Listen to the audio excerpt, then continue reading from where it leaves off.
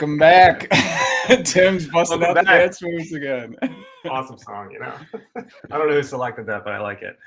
Welcome back. Typically we're on Friday, but today, Thursday, before Memorial Day. I know some people are probably on the road tomorrow, so we just wanted to kick it off a day early. But we'll go around the horn guest-wise or host-wise. I'm Tim Schnurr, Fort Mesa. Dylan, you want to go next? Dylan, we got no audio from you, so I'll leave. Jesse, I want to skip a turn here. Hey everyone, welcome back. Hopefully you're listening to this in the car, not watching it, but my name is Jesse Miller. I'm with Power PSA Consulting. I help MSPs build, repair, and scale security programs. Kick it over to Brian. Yeah, I'm Brian Gillette. I have Feel-Good MSP. We're an end-to-end sales process development program specifically for MSPs. Glad to be here. Awesome. Jesse, I know you had a couple thoughts. You wanted to kick this off. I had a couple slides, just really talking about continuing our conversation from, I think it was 4 weeks ago. We last had Brian on the show, talking specifically about, really resonating with the customer, building trust, right? Like, what are some of the things we can do? Specifically with cybersecurity, I had a couple slides, but I think the first thing you wanted to talk about was like understanding the customer, right? Like, is this an ICP, right? Ideal customer profile as you talk to them? You can look at their website, but why don't you take that one? So So we were talking a little bit in the green room, and Brian was bringing up how when you talk to a client, you need to know the client that you're talking to and kind of where they're at, and structure your message appropriately. It's not one size fits all. And just saw Brian put a post on LinkedIn, I think it was today, talking about psychographics. So really excited for him to dig into that. And last time we got together, we didn't get a chance to go as deep as we wanted to on sales techniques. So we're going to try and let Brian really do some talking here and educate you all a little bit. So to get to your point, Tim, I really see it. There's three types of MSP or three types of clients in terms of maturity that an MSP is going to talk to. One is the small business, two is the mid-market, and three is the enterprise. And now size does not always factor in for everything there, because you could have a small business that's very advanced and has a lot of needs and has mid-size requirements. But bottom line, small business is someone you're going to have to educate on security. They might not know why they need security. They might not know what security they need. They don't really have an idea. They're coming into it very green. Two, you talk about mid-sized companies who know they need security. They're more sophisticated, right? They might have a security lead role and they kind of know what they want, but they need help really structuring their program and staying on track. And then third, you have enterprise or larger clients who have security team and they really want to use an MSP to pick off pieces of risk and kind of compartmentalize risk, whether that's providing vulnerability management or just chunks of risk off of the CISO's plate. And so that's kind of how I see it, but I want to kick it over to Brian and let him kind of run with his approaches on those different levels of client. Yeah, sure. Happy to. I know, like you said, I laid out a flight of, like, here's an amuse-bouche about how you sell cyber last month, but we didn't really have time to get into some of the hyper specifics. Right. I'm really curious to hear, are we able to see comments and stuff today if people throw them in? Yes, absolutely. Yeah. Cool.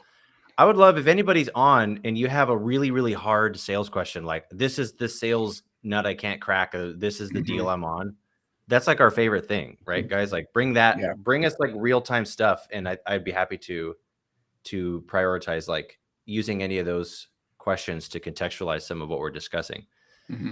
But you mentioned psychographics. I think it's a good place to start because I'm going to introduce some concepts that are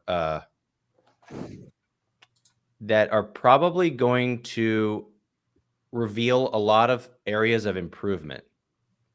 That's a really nice way of saying that, like, when I do my job well, when an MSP brings me in, it's usually because I end up creating work,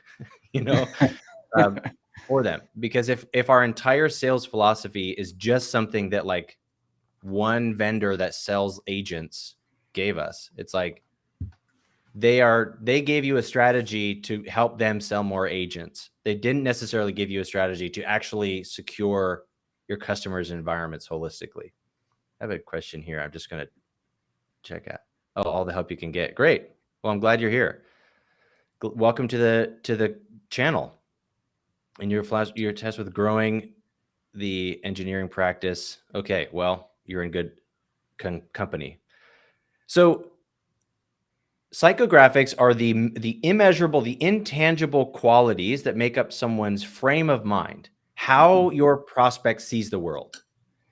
The difference between a psychographic and a demographic is that a demographic you can search in Sales Navigator, right? That's the easiest way to differentiate. Is this a demographic or a psychographic? Well, it's a demographic. It's a search parameter in Sales Navigator. How many users do they have? How long they've been in business? How much they do in revenue? What's their vertical? What's their geography? Things like that, right? A psychographic is like people who have a priority in security, but there's no search parameter for that in Zoom Info, right? So how do we attract the appropriate psychographics and repel the inappropriate psychographics when we're looking for new customers? Well, we use our messaging to polarize people who think like we want them to think and people who don't. It's all going to be in our messaging, which is by far the most overlooked sales weapon that you have, specifically in cybersecurity. I recently just started. Okay, so I'm on LinkedIn, and I want to be more and more engaged on LinkedIn, not just engaged on Tech Tribe, where I comment all the time. But I started going through my Sales Navigator, being like, look, I'm gonna engage with some MSP's content that I think is great, and I'm gonna like give some, Jesse, you're like such a good example of that. I'm gonna give some meaningful, cool feedback, write some great comments. It took me like 30 minutes to find 10 posts that I actually wanted to comment on. Because, and I mean this with love to the channel, the content is so stupid. So many people are posting about cybersecurity. So I want to stop examples. Are you really like, just throw some out there? Like they're talking about their services directly, and it doesn't like, there's no. It's like, okay, like meaning to it, or go ahead. VR startup looking for Series B technology ? Like, okay, the accounting firm that needs some cybersecurity controls is not going to read that and go, you know what this article makes me want to do? Pay my MSP more money per seat, because it's something that we find interesting. But like, I have bad news for you. Actually, it's kind of good news. The rest of the world is nothing like the IT community, right? Like what we find interesting and what your prospect finds interesting are completely different things. So, and you're not resonating contextually at all, right? Like there's no, right. It's like, there's no light that's going off. Yeah. Yeah. Nobody cares. Like they deeply are disinterested in that kind of content. Jesse, were you going to throw something out there on this too? Well, I was going to say, so somebody just asked, is this event live? It absolutely is live. Clearly. So yes, no beeps for swears. So try not to swear, or swear away. So I was going to say, I agree. And I'm a huge fan of polarizing, right? Getting to clients that work with you, that you both like, think similarly on things, but how do you do that? I know I'm very active on LinkedIn. I post every day. I try to engage meaningfully with posts. I try to put out content that educates, but is LinkedIn the only way to do that? I know not or other suggestions that people can get proactive messaging out rather than just doing outbound and, hit the phones and get 100 calls every day type of thing. Yeah. I mean, I think it depends on, there's a million different ways, but we have to figure out is sort of the smallest viable audience is where you want to start, right? Like Seth Godin's famous for that. Like, what is this minimum viable audience that you can get for this message? If you're writing a message for everybody, then nobody is going to read it. Like, something for everybody is something for nobody. So if you're trying to make content that will be attractive to your MSP clients to buy more cyber, but also to people who don't know you, that content is going to do neither. So you have to ask yourself, who is this for? Before you make content, who am I posting this for? Right. The answer can't be SMBs in Toronto. That's not a good enough answer. Yeah. You're playing right into the narrative that MSPs are becoming a commodity. Yep. But we don't sell fidget spinners. We sell very specific solutions for very specific problems that very specific people have. Doing that work is what's going to make you a preeminent option in an increasingly competitive and commoditized industry. Yeah, and So, I think it's hard to do. You know, for people that are technical to try and all of a sudden take a left turn and get into the psychology of their client. What are their wants? What are their fears? What do they like? What kind of lights up their lighthouse type of thing. This is all new things that are hard to do, and so we as people we kind of shy away from things that we're not good at, right? right. Yes, and I mean, it's especially difficult for us because we're used to dealing with machines. I might have even talked about this last month, that like a machine, you can put in a prompt and you put in an executable, it will execute. It will do exactly what you told it to do. It won't do anything other than exactly what you told it to do. And sometimes we don't even realize, but we think of our prospects like machines. We think, okay, I need leads, so I will put in a lead gen executable and then I will get leads out. But that's just not true because people are illogical. The only logical thing in the universe is computers.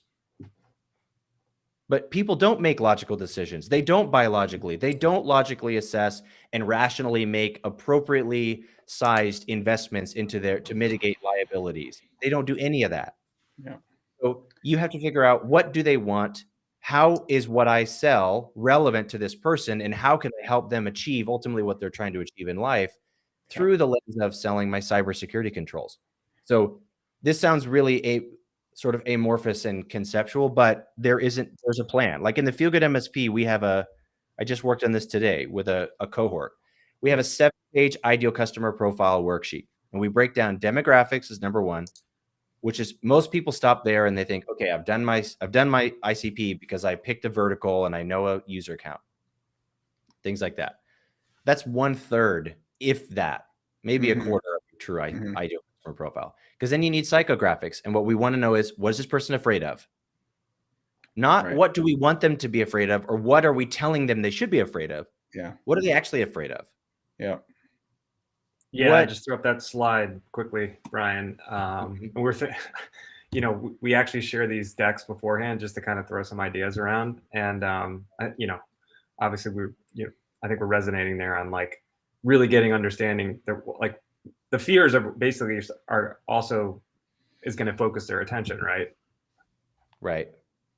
But so much of our content is us telling them what they're afraid of. Right. Right. I'll give you a case in point right now. I told you I was going to probably create a lot of work for you if you're watching this webinar. I want you to really think about this. Put your empathy hat on, okay? Do you think a CEO of a multi-million-dollar business is ever actually trying to go to sleep at night?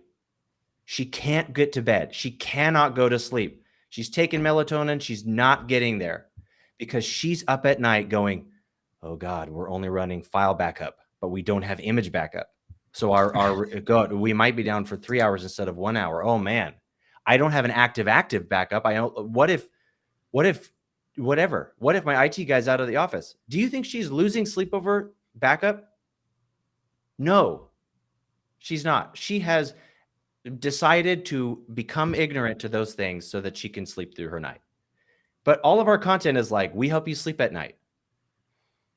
Dude, they don't need your help to sleep at night. They're not up at night worried about this. You're up at night worried about this. The whole point of hiring you is because they don't want to think about this. That's why we have jobs. So the idea behind that message is, let's get a visual, emotional trigger that we can tether back to the problem that we solve, which is the appropriate line of thinking. I just think it's like 20 years out of date. Yeah. I don't think CEOs are up at night trying to get to sleep. You see what I mean? Yeah. They got pills for that. They've solved that problem. But I'm sure that there are real problems that they are having. There's pains they're experiencing. Those things are probably relevant. Like maybe the new generation of entry-level employees are a lot less controls or policy minded. Maybe they know that the new generation that they're hiring is statistically less likely to follow any procedures that they put in their code of conduct. Mm-hmm. Okay, that feels a little bit more relevant. What if we could tether a real problem they have, like the labor market, right, to a problem that we can solve or a problem that's relevant to us? Now, all of a sudden, we can actually make a true emotional connection in a way that they can visualize themselves when they read your story. I always say, when you write an ad, and if it's a written ad, you want your prospect to be playing a movie in their head where they're the main character and your ad is happening to them. Right. And if it's a problem that they don't relate to, but we're telling them that they relate to, it sounds like aliens who are observing Earth from really far away and making estimations as to what humans are experiencing.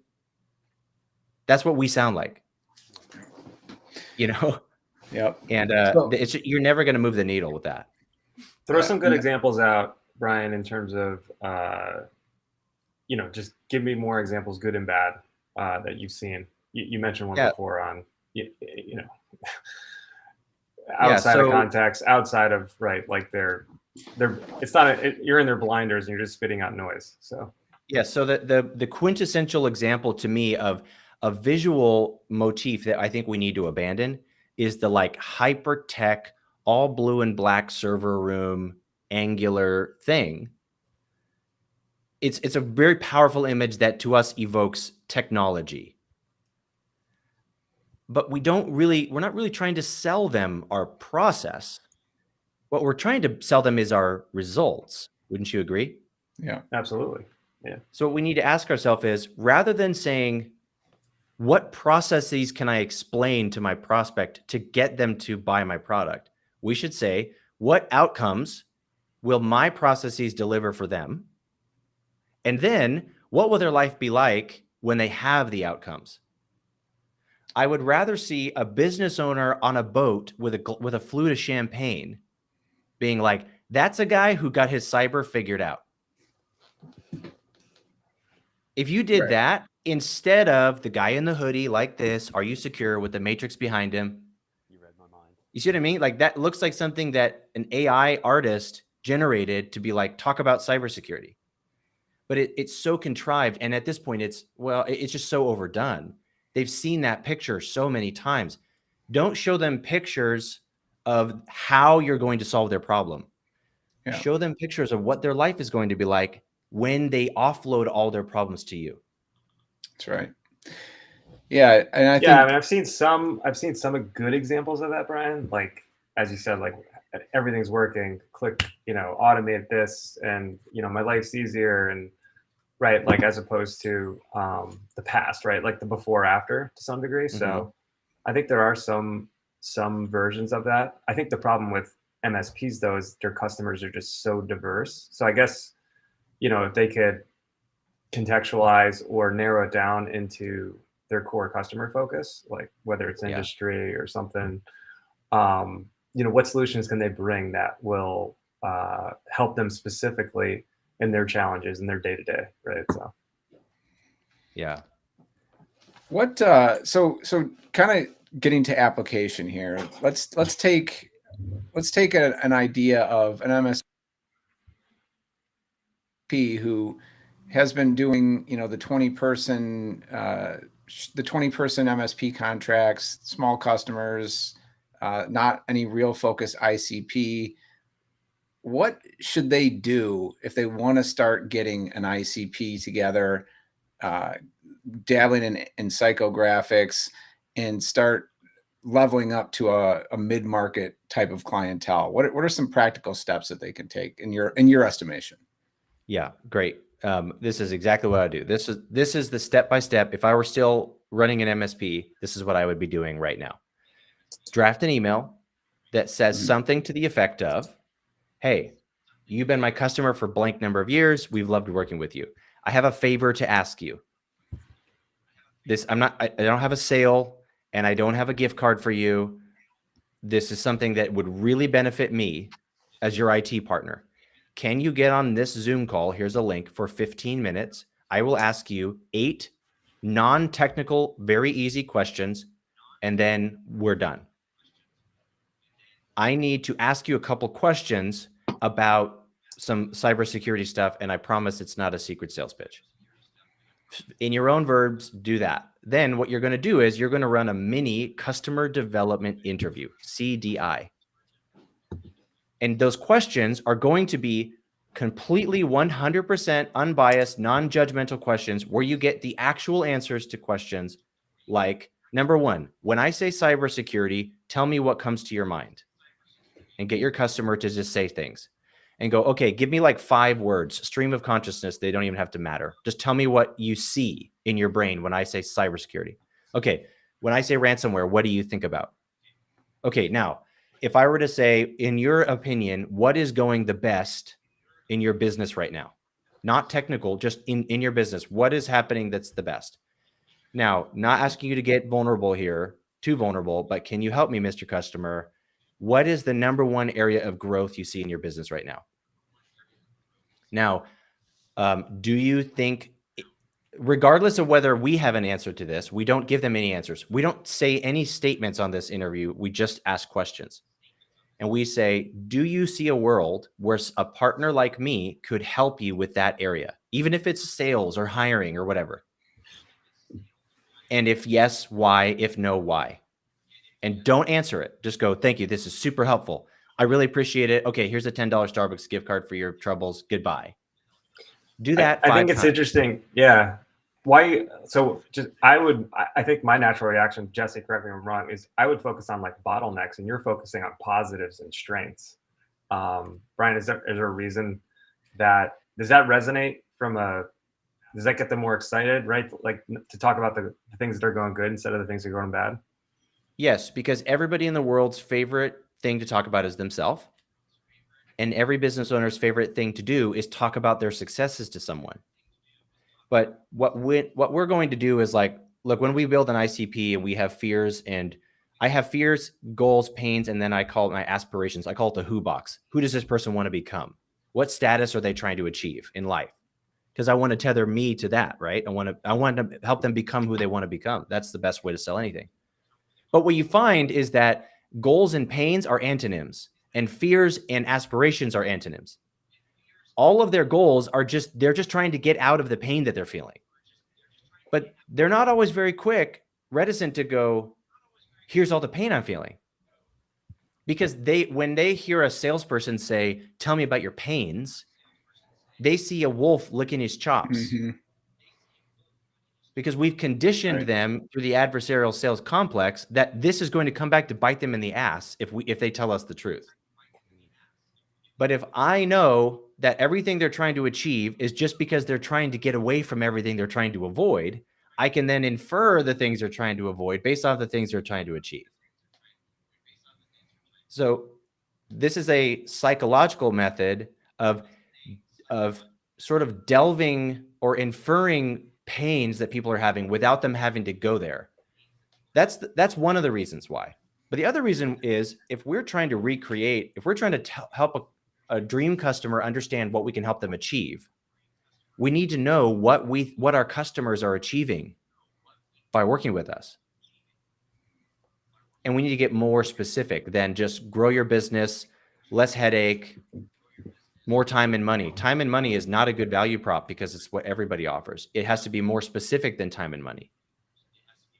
I think you're overstating that there. I think time and money is beyond what most MSPs are offering. I think most of them are just offering commodity IT, right? So, I mean, you're actually offering, like where you're going right now, you're delving into that like deep understanding of the customer, their business flows, their data flows, like, as you said, the successes, and like walk me through. I love that approach. Like you said, like what makes them excited and talk. They're obviously, everyone loves talking about their good days and strengths and their wins, right? So, So keep going down that road. Like I said, I think even for many of our partners, that's a leap, right? Because they're offering desktop support and mobile device management, MDM or something like that, right? So like they're not going beyond that, like, oh, I don't know what these guys do, right? Like I'm just trying to provide that service, even though there's all these opportunities, right? Like adjacent, right, to those IT services, right? Assistance with software, assistance building software, assistance with, like automating things and pulling in documents, right? So I think you're onto that, Brian. Like in terms of really kind of digging, understanding them, because then everything's going to be easier. So yeah, this is the I just had this conversation on a podcast interview or something like a few days ago. Like the future of marketing is empathy. The most important word right now to the success of your business, whether you like it or not, is empathy. If people do not think that you understand them, they will not think that you know how to help them. I think you saying that in the beginning. Dylan, you're a little faint, but Is this try it better? again. A little bit better. We're just getting you clicking that. So Can you hear me now? Yeah, kind of. Well, I'll turn up our dials. Go for it, Dylan. Shoot Well, for it. what I was going to say is, There we go. for me, you resonated right off the bat, Brian, with empathy.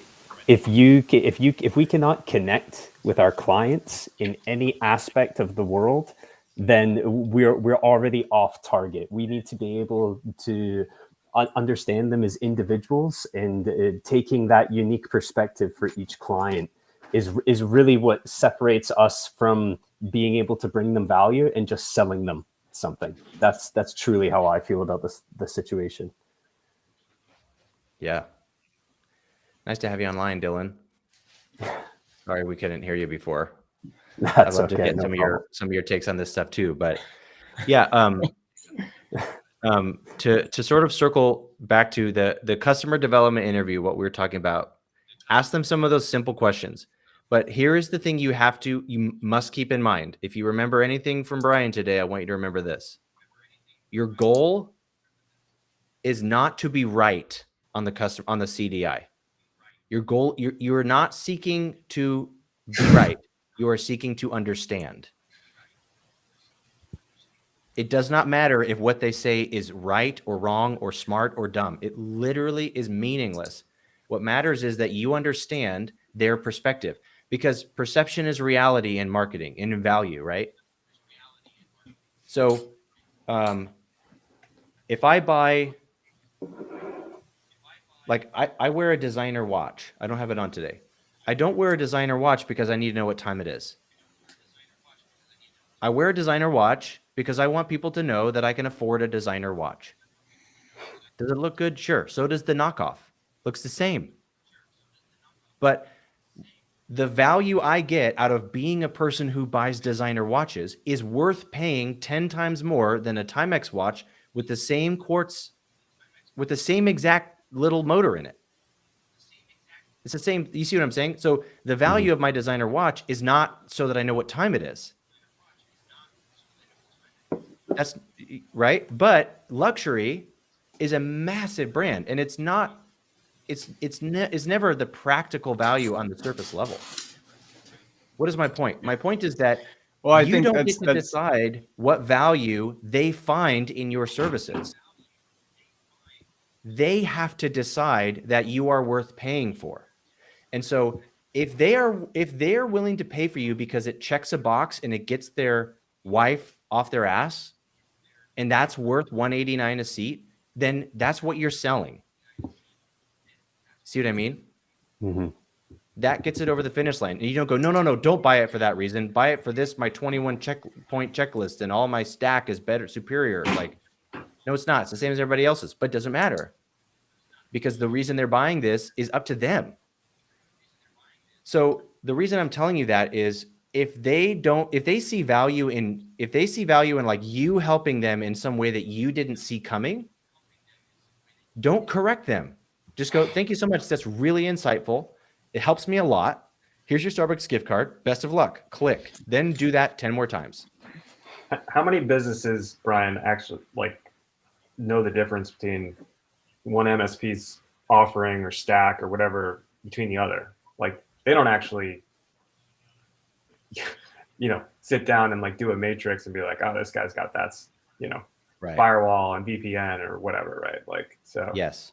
I would argue that it's probably 99% don't know, and I would even say 99% don't care. yeah, think that's I don't fair. care what brand of lift my mechanic uses to get underneath my car. I just want to know how much is the oil change? When will my car be done? How you do it, I literally don't care. If you wave a magic wand over my car and then put a new sticker on it, I got what I wanted out of my oil change. I didn't do my oil change because because there's dirt in my oil. Like I did it because I'm supposed to. You see what I'm saying? Yeah. So it goes back to the watch, right? So luxury watches, the commercials for those don't say our watches tell time better than any other watches. They are precise down to the second because of the finely tuned parts, right? They show a lavish lifestyle that you can either attain or project by having their product. And so that's the comparison that you're doing when you get into speeds and feeds and you're talking sales as an MSP and marketing. So 100%. 100%. We are not like, I call it sausage making when we sell our product by telling everybody everything that's in it. You don't sell sausage by letting people tour your sausage factory. You sell sausage by asking people if they're hungry. And when they go, what's in the sausage? And you go, just a little bit of the American dream. And they go, hell yeah. And they buy it. Because you see what I'm saying? Because like the 4th of July has co-opted the bratwurst. It's not even an American food. But we feel more American when we eat a non-American food on our American little birthday. You see what I'm saying? Mm-hmm. So, I think it also brings up the point, Brian, that the question why, like how we ask that, why we ask that, we need to know why the client's there. I feel like sometimes a lot of people are just so sunk into getting their pitch across and, trying to get the sausages in front of their face, but that's, it's not always the appropriate way to do this. Right. So that's the first starter point. I know, Jesse, you wanted me to be more practical. And so the first starter point is if you're going, yeah, Brian, but how do I know what they want? You ask them what they want. You say, what does cybersecurity mean? What does managed services even mean? What does technology, what emotions come to mind? Point to this wall of emojis. Pick the one that you feel when I say this word. And then go, okay, do you have an answer why? No problem. You run those. You get your ideal customer profiles to give you context about how your product makes them feel, what they think you're going to help them do, regardless of whether or not it's true. Now we have this actual empathy-based perspective. And that is going to be the cornerstone of our ideal customer profile, psychographic. Like, what does this person want? Well, they want to be more successful. Why? So that they can retire earlier. Why? So they can spend more time golfing. Interesting. So if I had an ad that said, Dave is super secure, or Dave has 45-point cybersecurity on his network, and we see a picture of Dave just like nailing a ball off the tee with a cigar hanging out the corner of his mouth. And the ad just says, Dale runs a multi-million-dollar business. Dale doesn't care at all about cybersecurity because we care about it for him. That would be a much more compelling ad than, are you secure with the matrix guy and the hood over the head? And we're not even using fear. We're using the opposite of fear. We're using aspiration, which is what I call aspirational qualifier. We tell people we're only going to be a good fit for you if you have this goal, or this goal, not this pain, or this pain. And then you get them to opt in to your qualifying customer because you've just listed verbatim the things that they want, which you copied and transcribed from the customer development interviews that you ran yesterday. with the guy who looked exactly like this guy, with his competitor. Yep. See what I mean? So it's not pulling it out of thin air. It's not from ChatGPT. Please don't do that. It's not going to work. Ask your customer don't ask a robot what your customer wants. Ask your customer what your customer wants. Brian, I think we've been kind of going back and forth between prospective customers and current customers. And some of these slides we put out, right, I think this resonates with what you just said. Like, show them, like, have them talk about like playing golf, right? Or like, what do they want to do? Like, they want to sell the business and retire, right? Like, they want to. And when it comes to cybersecurity, I guess I'm going with the risk or fear of that, or like losing that or protecting it a little bit here. But you're still getting, I think we're still getting to the same place at the end, right? Like, yes, let them talk, right? Like, as you said, put 7 questions in front of them with a Starbucks gift card at the end, and don't bias them, right? Like, don't interject. Get the most out of it you can, right? Because like everything you're getting out of that, like, you can build upon, right? Like you're capturing those next steps. So that was a thought there. So yeah, I mean, for sure. Like we do have to contextualize the success with the very real risk of failure. Like the threat of loss is real, and I think it would be what's the word I'm looking for? Like poor stewardship of us as the IT defenders to not let them know about the very real risk of loss in business. So maybe we have one slide where Doug is playing golf, and the next slide, Doug is eating a frozen burrito in his office at 9 o'clock at night, desperately trying to find all the data that he just lost, or like redigitizing old paper files because he lost all of his stuff. Right. Yeah, showing them like, the classic Donald Miller story brand, which is like a really great place to start. If you're on level 1 of copywriting, or if you're on level 0 of copywriting, building a story brand by Donald Miller is a great place. It's like here, a hero meets a guide who gives them a plan, who helps them achieve success and avoid failure. So we want to establish stakes. What happens if you win? What happens if you lose? But my point is that, like, us telling them what winning looks like is stupid. And I think similarly, us telling them what losing looks like is just as ineffective, because they don't have any emotional connection to our horror story for them. But if in that CDI, we ask some questions that said something like, what would happen to you? Like, how would your business be affected if you couldn't access Sage for 7 days? And then sit silently for 3 minutes and make them answer it. And they go, well, it would probably lose some time. And then you go, lose some time, and then sit there and shut up. And they go, yeah, well, I mean, I guess the staff would probably, well, maybe they'd be able to do something, but I don't even know if our sales guys would be able to send any orders out. We wouldn't know. We wouldn't have any of the information from our suppliers. Okay, so you couldn't do it. You just basically did what they said, and then you sit there silently. You make them tell you what failure looks like in their verbiage from them going to the movies. Now they're the star of a tragedy movie in their head, and they're seeing it, watching it unfold. You're not manipulating them. You're being their therapist. Now you're a sales therapist. You're making them confront what would happen if they don't take the proper controls. And then at the end of the CDI, maybe you start with the negatives and then you end with the positives. But like, I do this on a sales call, and when they've done that and adequately sort of squirmed, we go, what do you want to do? And then I make them tell me that they should buy my product. But because they have been in the driver's seat this whole time, but they understand the stakes in a very visceral level, rather than a vendor told me what their stakes were and I regurgitated it.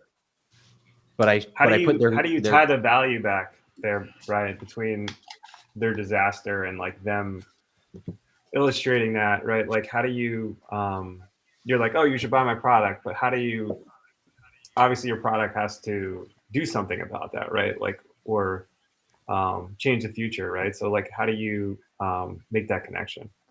Yeah. Most of the time what we find is that customers, when you when a customer is, or a prospect or a customer is forced to contemplate risk, they are going to sort of reach for the nearest object when they're drowning. So usually they'll tie the value in for you to the effect of like, well, I mean, yeah, and I guess we need to get that done. I mean, is that the kind of thing that you guys do? Well, and how would I guess that's why we're talking, right? Like normally yeah, it's like finally found someone who understands my problem, right? And you're the closest one to it, and you're it sounds like you've got something. So right, like I'll give you latitude here. Like it's going to take me all this effort and time and investment in finding someone who actually understands my problem. Yes, that's exactly it. This is a more articulate way. This is a shorter way of saying what I'm trying to say. I told you the future of marketing is empathy. Okay. The future of authority is empathy, not expertise. Expertise is cheap because robots can now do everything, right? Expertise is officially cheap. Now that ChatGPT can write a better book than me, having author behind my name, it doesn't carry as much clout. And in 3 years, the author is not going to have the same clout that it did 5 years ago, right? Okay, IT experts are a dime a dozen. There's experts everywhere. The problem isn't that they haven't found an expert. The problem is that they haven't found somebody that they want to do business with. But when we demonstrate empathy, they backfill that empathy with authority. Like empathy creates authority. Empathy creates authority. When you understand their problem, the only reason you're even here is because you know how to solve it, right? Because you're not going to go, wow, all that sounds tough. Well, best of luck. Goodbye. Obviously, as you go, okay, well, you say, well, here's my process. Sorry, go ahead, Tim.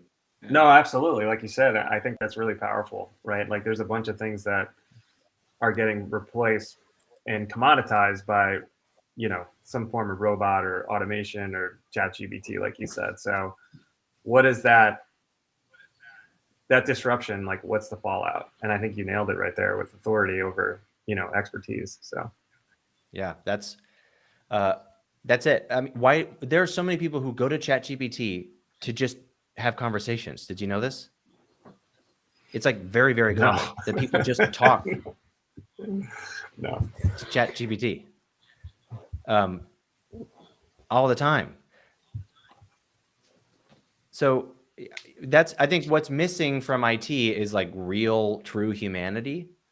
The ironic part is that so many of us are trying to differentiate ourselves by saying we're people forward technology, or we don't support technology, we support people.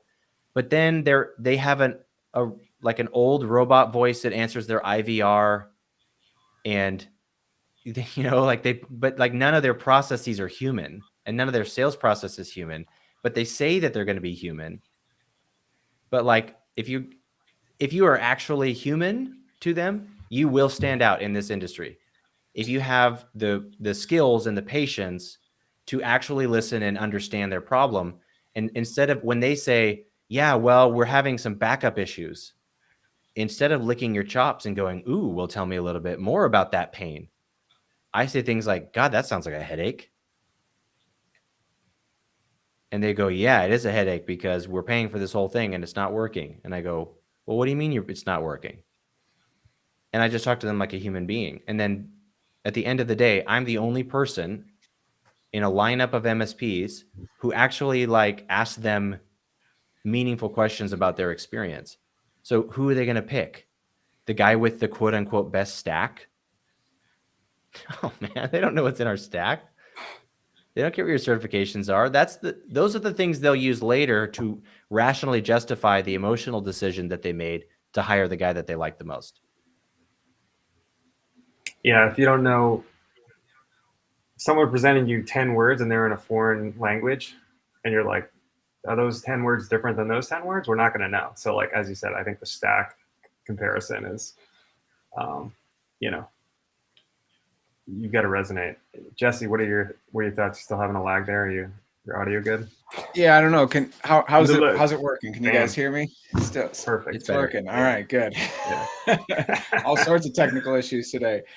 So I love this discussion. I'm sure that people are just like, wow, I've been doing everything wrong for this whole time. So that's marketing, right? So we let's say we successfully use those CDIs, right? We develop a good marketing approach. We've got leads. We're having meetings now. In the sales process, then how do you carry this forward? That same approach, and you talked about asking them questions, right?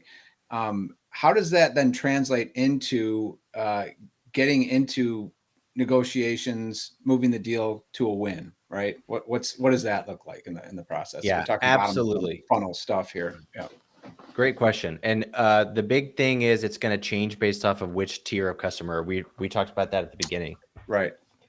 Well, I'm going to ask them questions early on. I sell kind of in reverse. So I don't like find a pain and then I send them a product, and then I send them a proposal, and then I explain the proposal later when they don't get it. I basically do all the selling first and include what I call deal structuring questions in the discovery phase. So when we talk about, they go, yeah, this makes sense. We need some whatever. Maybe they raise their hand on the marketing side. Now we need to start getting in there. I'm going to mix discovery questions and deal structuring questions in to say things like, well, I mean, are you really in a position to invest in cybersecurity? And I'm going to say that. That's like a takeaway version of what's your budget? Right. Are you even in a position to invest in cybersecurity? And they go, well, not really. And we go, okay, then should I really spend 2 hours on a proposal? And that's how I sell cyber to somebody who has an awareness, but they are used to this like fake take and escape buyer process where they lie to you and then they get all your information and then they run away. Right. So I reverse the fake take and escape by making them answer all the accountability questions up front, and I don't give them the product. And I will oftentimes make them verbally agree to at least the concept of the price before I tell them what the product is. Yeah, I love the social concepts or the social contract concept for that kind of stuff, right? So that's great. You're going that way. Like, yeah, if I can do this and that's a win, right? Would you agree that that's kind of what you want? And they say, well, yes, I agree that with that's all your problems. Okay, now we can go move into that next part. So that's brilliant. I love it. Yeah, that's pretty called the pretty radical. Yeah, pretty radical concept, right? Like, so Brian, do you share your prices up front then? Like, do you put them on your website? Like, how far do you go, right? Like, yeah, that's a good question. Yeah, I don't put them on the website.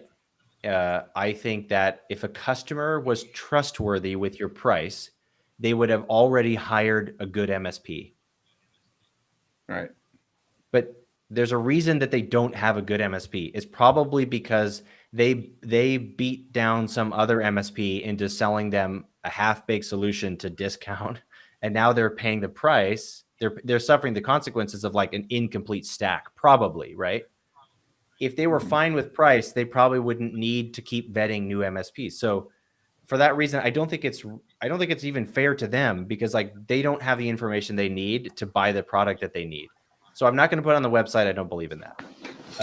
I have an article on MSP Growth Hacks about multi-phase price selling is what I call it. I break price into little bites, and that's going to change based off of the maturity of the customer. And if I'm in the enterprise space, I'm probably going to do some ballparks on discovery call. If I'm in the SMB space, I'm probably going to be like, the first meeting, they need to know it's a fixed monthly price, and I get them to swallow that pill. The second meeting, I'm going to explain that it's either by device or by user or both, and then maybe some bookends of how that works, depending on, but I'm early enough in the discovery process that it's justified for me to have a wide range, because I'm like, I don't know everything you need yet. It's probably going to be somewhere between $25 and $125 per seat or whatever for our cyber component. And then when they go, that's a lot of money, we go, yeah. Oh, by the way, I usually tell people I'm going to be the most expensive. you did range it though, so you gave yourself a little bit of wiggle. Yeah, right? and they range like it. 25 to 100. Yeah. When they go, well, that's too much money, and I go, what do you mean? Well, they go, well, our budget is 1,000. Now they give you, but now all of a sudden they have a firm number, and I go, okay. So if I gave you a proposal that's $1,007, there's just no, if that's what it comes to, it's not even worth sending it to you, right? Well, we'd want to see it, but why? It's above your budget. Right. Yeah. This is how I sell. Look, feel good close is called the feel good close because if selling isn't fun, it's because you're losing. It's because you're doing it wrong. And we've been on the back end of this codependent, toxic exchange dynamic for so long where we work really hard and they lie. And then sometimes we win 10% of the time. Sometimes. What was Like, the I don't fake wanna do that. take and what? Something like that? Fake take and escape. That's the buyer's process. Okay. You know, they go, we're not sure. How much does it cost? I'll get back to you.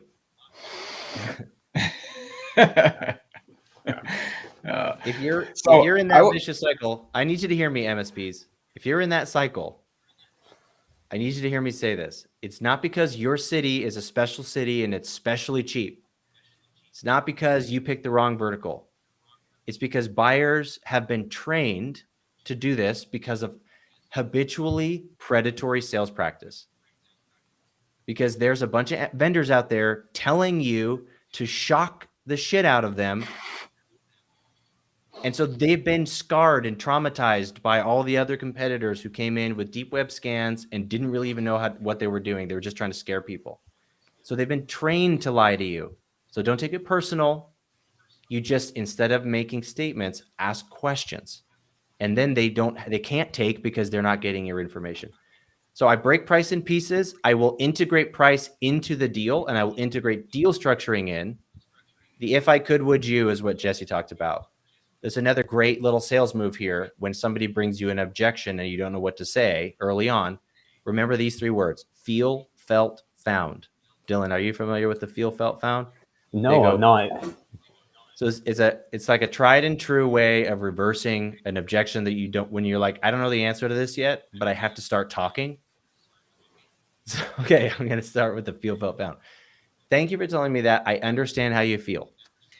A client I worked with just a couple of months ago felt the exact same way when we were in this context. Here's what they found was that once we implemented blank, they were able to blank. It's a way of empathizing and reversing.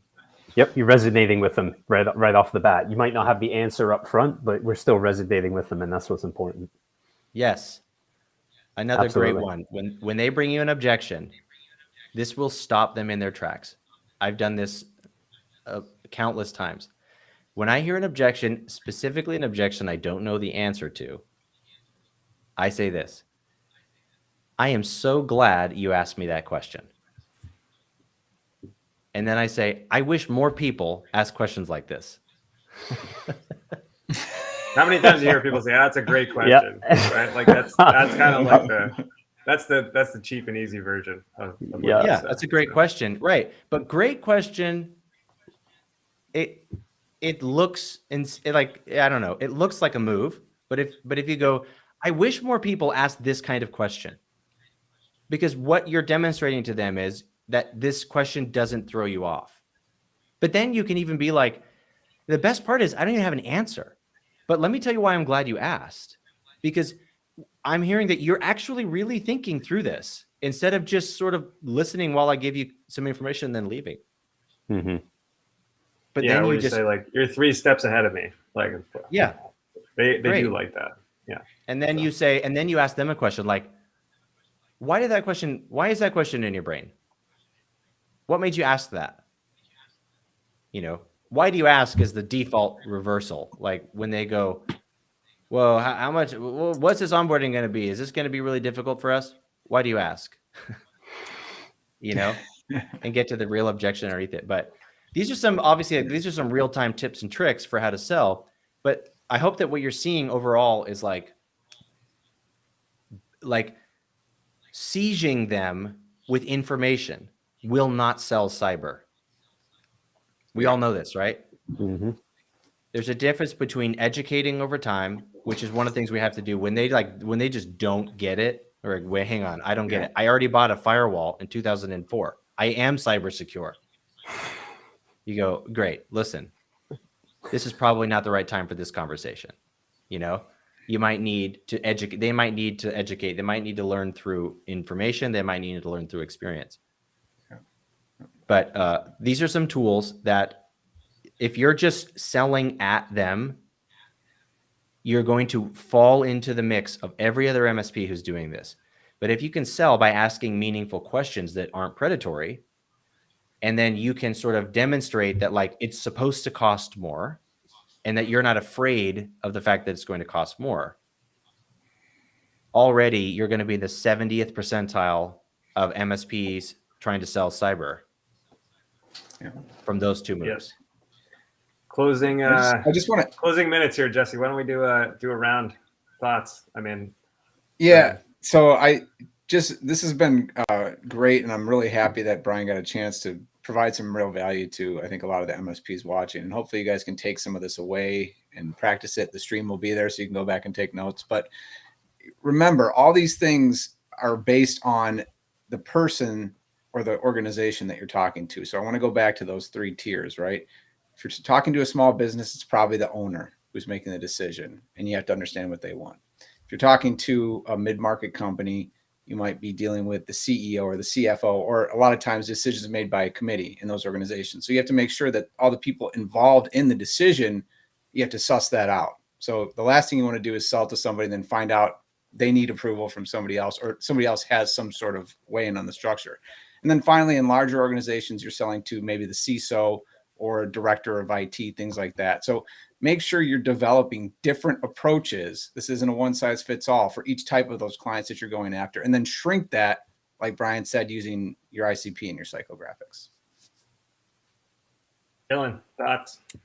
I would say that the topic we have brought up, and Brian has been great at driving through this whole conversation, is empathy. You need to resonate with your client no matter who they are. You know, we need to be doing our research. You need to be able to connect with people, and you need to be understanding of the situation. And I think that is what's going to allow individuals like ourselves to actually be able to be appropriate with our own pipeline and timing as well. We've talked about this on the stream today. Sometimes people are in a position where they're in need, they might be in pain, but it's just not the appropriate time for implementation. And we need to be aware of this and work with them on that. It's not the time to give them a cold shoulder or anything else. This is maybe the time to take them under our wing, and that's what's going to build that trust, and that's what will build a brand in the market as well. Awesome. I'll let Brian go last, but Brian, thanks for coming on. And I think the thing that's so surprising both times I've talked to you as someone who's really been successful in sales is how everything you're basically saying is radically the opposite or different, right? Like people would never say, let's tell them what the price is right off the bat, right? Like how many sales books say like, oh, never do that. Right? So, it's worth trying, right? Like everything you've basically put in front of us, right? Like let's go out and try that with our prospects. It might be a little different with current customers, and I think with current customers, Dylan, as you said, empathy just goes a really long way. So next week, Corey Munson, PC-Matic, we're going to be talking a little more technical, Jesse, with allow listing and what that entails, and there's allow listing for a lot of different things. Basically what you're allowed to and not allowed to do. But Brian, wrap it up. Love to know how we get more involved with you.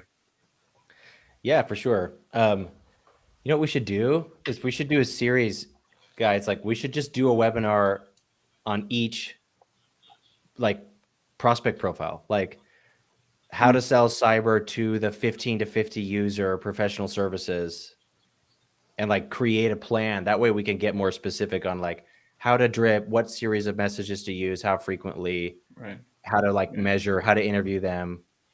Because there's so much good stuff to cover today. I was like, man, I wish we could do all of it in an hour. But what I do is, and also I want to say, Dylan, I think I really appreciate some of what you were sharing, like creating timing, understanding timing is like not really up to you. And just because you want to sell something today doesn't mean that they should buy something today. Yes. Right. So just if you actually are empathetic, then you can go like, okay, just so we're not going to sell this today because it's the wrong time. What's an appropriate, what would be appropriate for us to do so that we're ready when you're ready? And then they go, well, let's buy it in September. And then you get a letter of intent. Like just by giving up the control and letting it work inside of their world and remembering your quota does not change their circumstance. Correct. Then all of a sudden you're all on the same team instead of you being against them. So Tim, you mentioned how we can get more involved. I have a sales assessment. If anybody's interested, feelgoodmsp.com. Just click the first button and we could do like this. We do a half an hour call and I ask you 7 questions about your sales environment. And then I give you 2 to 3 pieces of advice of exactly what I would do next. And of course, it's another great way to learn about the 90-day sales accelerator that we're helping MSPs book MRR every month. But I'm so glad to be here. I hope I get to come back in some future ones and we can just like pick little tiny holes of sales and go really, really deep. Yeah, Jesse, always a pleasure. All of you watching on YouTube and LinkedIn, thanks for everything. Reach out. Any questions for me, Brian at Feelgood MSP or Brian at feelgoodclose.com. You know, Tim will put his private cell phone number in the chat. You guys can call him day or night. Yeah. All right. Yeah. Anything we need All to right. do. Thanks, to sign everyone. off, Tim? Thank you. Enjoy the weekend. Cue the tech now. Have a great weekend, Later, everyone. guys. See you guys. All right. Bye.